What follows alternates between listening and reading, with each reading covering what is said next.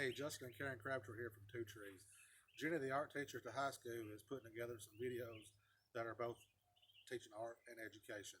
And she's asked a lot of people to do these videos and talk about something they know. So Karen and I are doing a lot of woodworking and know a little bit about some trees and stuff. So what we decided with Easter running around, we're going to do the dogwood tree.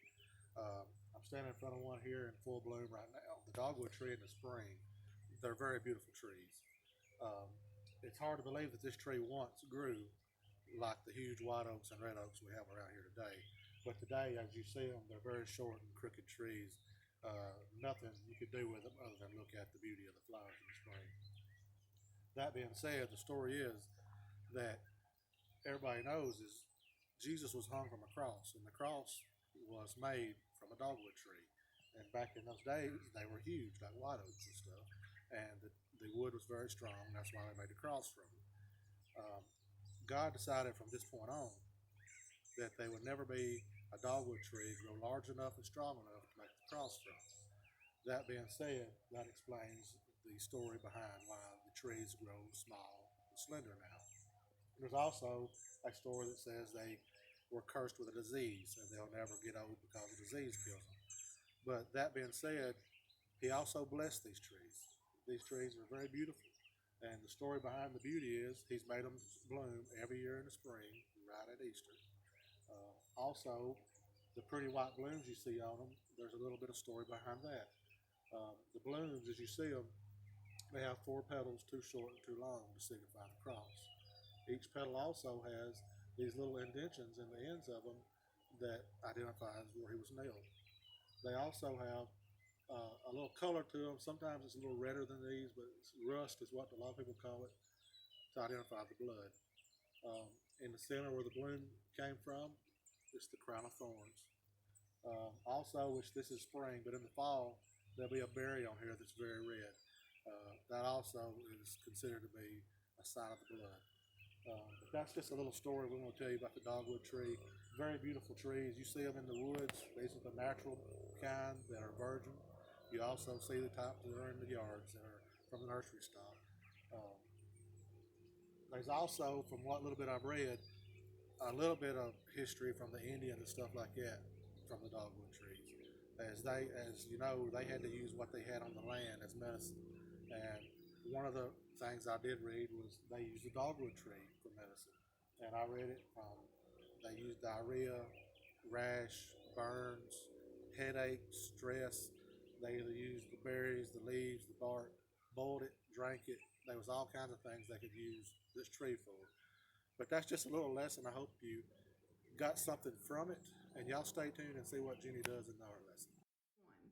Hey everybody, thanks so much for tuning in today, and thank you to Mr. Justin and Miss Karen CRABTREE of Two Trees Studio. Thank you for going out on your farm and taking the time to film the little video about the dogwood tree and giving us a little bit of history on not only the religious aspect but also some of the Indian history. I found that very interesting. Today I'm going to show you how to do 2 different pictures. One of the dogwood blooms is going to be white when we've got some value gradations there, and then one is going to be more pink. So both, as long as you take your time and follow along, are pretty easy to do. You can do these on paper, a thick paper. If you're using just typing paper, then I just urge you to try not to use too much water or too much paint when we use those mediums, because it can cause your paper to tear. So the first example that I'm going to show you is how to do the tree with the blossoms. So what I want you to do, and again, whatever materials you have, mediums, whatever you want to create with is fine. Don't feel like you cannot do the project because you don't have something that I have available. I am trying to use materials I feel like are pretty readily available at home. So I'm going to use a gray Sharpie, and I want you to draw the letter Y.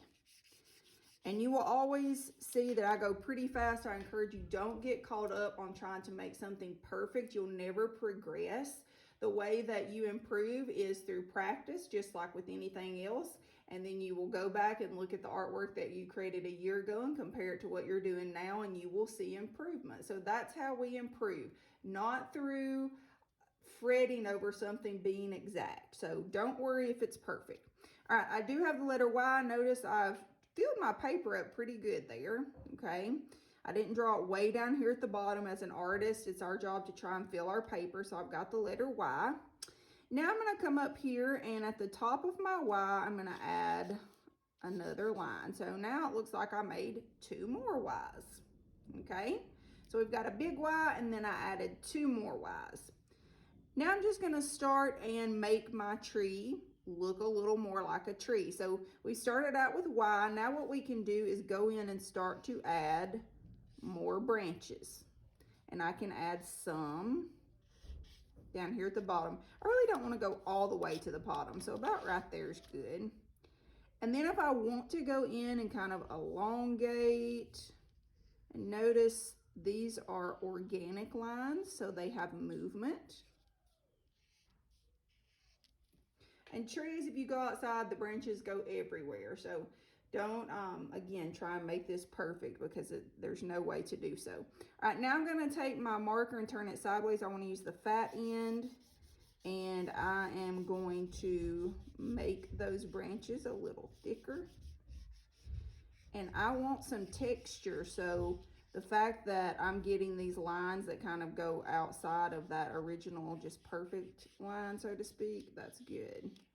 Because if you run your hand along the bark of a tree, you're going to feel lots of bumps. All right, and again, I'm using my tool in a different manner. I'm using this medium differently. All right, to encourage even more texture, what I would like for you to do is get a black crayon, and I'm going to go in and just kind of pick at the tree. So I'm not coloring it all the way in, and I'm even going on the sides here of the bark. I'm just kind of picking at it. I really want it to look like you could feel what that bark looks like. Okay, so hopefully y'all can really see what that texture looks like. All right. As always, what we do in these videos, some of it can be optional. I'm all about kind of being a person of adventure and mixing it up. Most artists are, or we like to do our own thing, so don't feel like you have to do it exactly like how I'm doing it. All right, I'm going to start out with some cool colors. So cool means like the water, blues, greens, grays, purples. And you can see this is actually picking up some texture off of my table, which is okay. I can go straight over my tree. I don't have to worry about it messing up what I've got there. And like I said, we're going to use multiple cool colors. So now I'm going to go back over that with some purple. When we think of spring, we think of all these pretty colors. And down at the bottom, I'm going to add some warm colors. So warm colors are like the sun, reds, oranges, yellows. So I'm going to add some of that at the bottom, just at the bottom.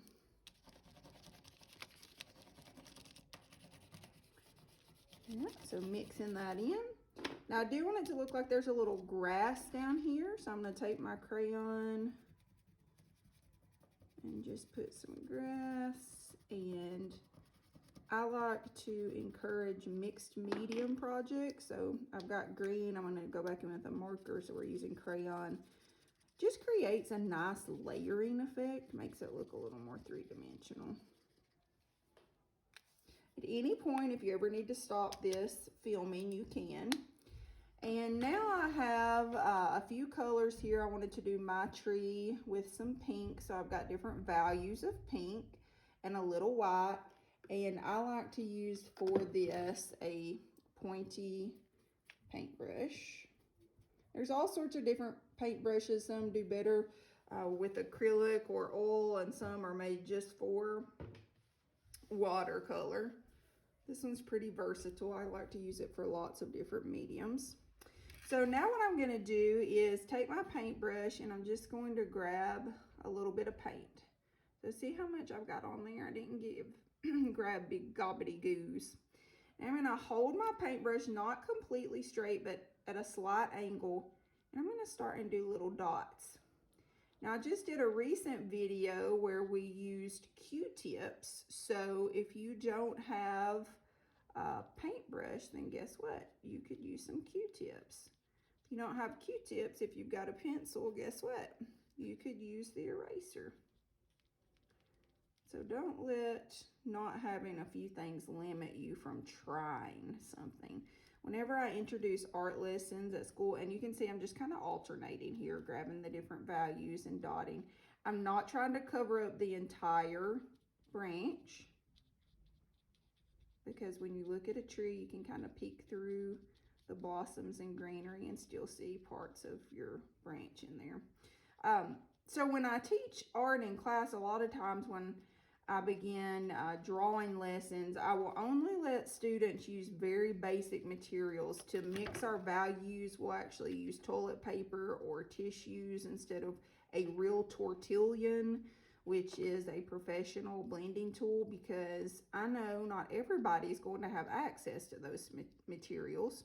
So I want students to be able to practice what they learn in the classroom, and then if they really get into it, they can use some of their money to go and purchase some nicer materials later. All right, so again, notice I'm not using a lot of paint and this layering, so I'm not just putting one color like I did up here. Now I'm going to go back and layer. You hear me talk about layering in a lot of my videos. That really creates depth in your work and it makes it look much nicer. So don't go over and just do one little swoop, and don't use a ton of paint. Make sure you're doing some layering. And let's pretend I've done all that just to add a little bit of detail. I did make it look like a few of my petals were kind of flying off the tree. So you can use that. You could, I stated earlier, use Q-tips, which it looks like I don't have any down here. You could use pencil if you had that. Of course, once you use it, you'll have to shave part of the eraser off, but you could also get creative and use something like this too. Notice that does give you a different textural element. You could do one layer like this and go back if you like how that looks, and you could go in and use the eraser. But it's great to use different materials. See what you can come up with. So that's our first little demonstration there. Here's our next one. So to me, this one is a smidge more advanced. If you want to try it, that's great. If you don't want to, that's okay. All right, so this is our next piece. I would turn my paper horizontal for this, and what we're going to do is put 3 dots. I'm going to put one kind of in the right-hand corner, one a little higher, and then one down a little lower, because I want to create movement. These are also called directional lines. A lot of people naturally know to do this in art. So when someone looks at their art, they want their eye to go through the entire piece. So they'll have what are called directional lines. So your eye would start here and it's going to go to the next piece and down. That's a little advanced to share, but the art teacher in me likes to hit on everything that I can. All right, so we've got our 3 circles there. Now I'm going to do 2 lines on top and 2 lines on bottom.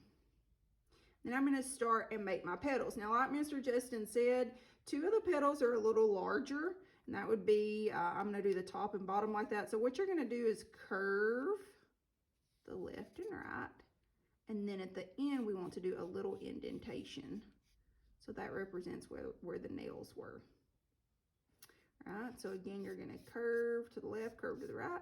Now look, I get down here and this goes off the paper. That is actually a good thing in art. It makes your picture a little more interesting, but I'm going to put a little indentation right here. And then basically I'm going to repeat that, but I want to make sure I'm trying to do my petals on the left and right a smidge smaller, shorter, so that it looks more like the cross. Now I encourage you, art is great. It really makes you think about processes, and you use parts of your brain that you normally don't. So like a lot of times They will encourage people to do crossword puzzles, Sudoku, things like that nature that will keep your mind moving and processing. So this would be great for you to play in an assisted living home, in a classroom, during free time. Do it yourself. If you've got kids at home with you and you're playing these for them, I encourage you to participate. It's good for them to see you doing things like this too. All right, now I'm going in and I'm putting petals in. So basically I'm just a curved line and then another curved line, and they're kind of pointy. And it doesn't have to be perfect. It doesn't have to have four leaves. If you go out and look on the tree, some are gonna have 2, some are gonna have 1. All right, in the center, we want texture. So I'm just taking my marker and just going back and forth to create some texture there. So basically you're gonna repeat this process more times.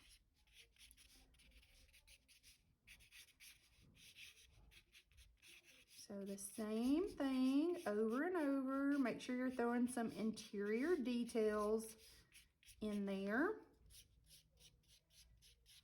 And remember, we're going for a flower. So does yours have to look just like mine? No. Art is not about perfection. We do want it to look like a flower, but I'm not concerned if yours looks just like mine. All right, so we've got our flowers on there. Now what I want you to do is we're going to start and add a branch. So we're going to kind of connect these two. So you're just going to rough in a branch here. And I'm going to put part of mine kind of coming out on this side. This step will be a bit intuitive. So that just means like your picture is going to look a little different than mine. So you may need a branch somewhere that I don't. So it may be a little empty over here and you may need to add something in there. All right, so I've connected these two. Now I'm gonna draw a line over and connect over here. And then this is that part where I was talking about it's intuitive. So if you wanna do it like mine because it makes you a little nervous, then that's fine. You can just follow along with how I'm sketching. But if you want to mix it up and add something somewhere else, hey, that's okay. That's one of the great things about art. There's no rule that says you have to make it look just like this or that. So if it makes you feel more comfortable to do it like mine, that's okay. So I notice it's a little empty over here. So I'm going to curve a branch back and then add some coming off of it. At any point, if you need to stop the video, you know that you can. So we've got our sketch here. And I always tell everybody, I'll do my drawings sometimes in marker, sometimes I'll do them in pencil or crayon in class. If I have a class, we'll do pre-assessments in art. And if I tell that everybody's very left brain and they're, not wanting to break out and make a mistake, then I make them use Sharpies to help them get over that quickly. So if you want to use a Sharpie and do yours along with me, then that's perfectly fine. If you're not brave enough to do that, that's okay too.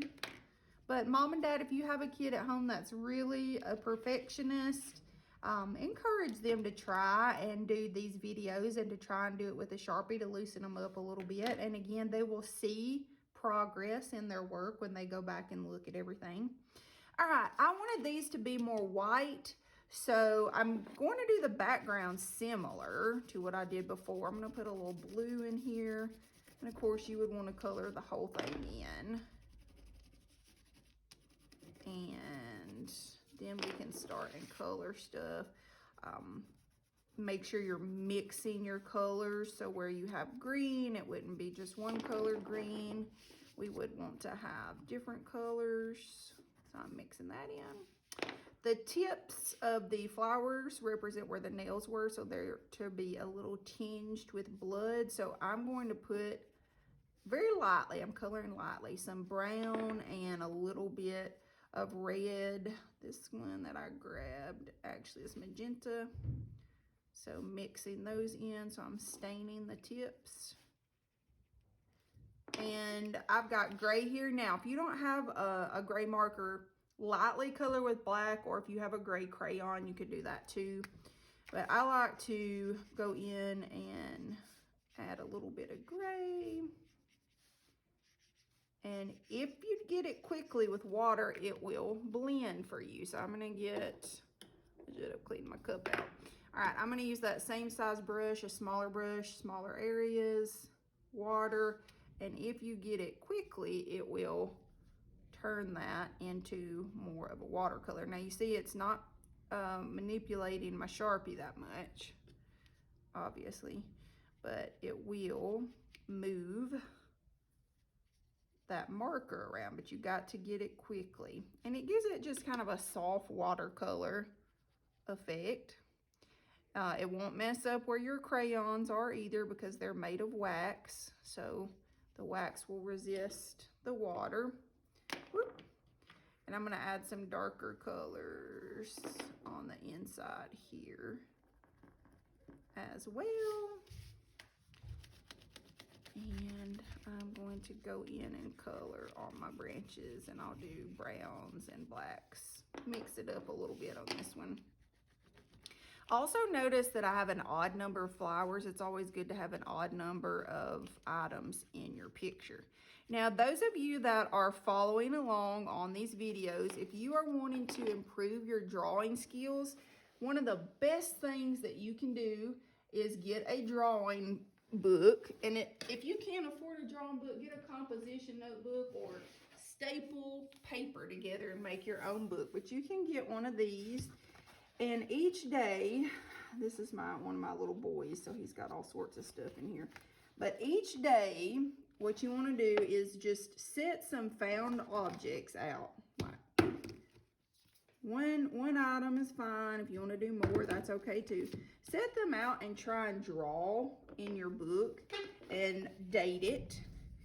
And do this for 30 days. And then at the end of 30 days, go back and repeat this process, and you will see a difference in the way that you sketch and draw because you are training your brain to look at things differently and you're building your observation skills. So to learn how to draw, you have to build your observation skills. So you can see that that's a way to attempt it. You could do a crayon, pencil, pen, whatever you want to do. But you would do a different item every day, and then in 30 days, go back and repeat that same process. I've been teaching for over 16 years, and to teach someone to draw or paint is pretty easy. You just have to retrain their brain and teach them how to look at things differently. Also, if you listen to music while you create, that helps you to transition from the left side of the brain to the right side of the brain. The right side of the brain is the creative side. The left side of the brain is the side that students are used to being on most all day long. So when they come in my class, we definitely listen to music to help them loosen up and start to transition to that other side.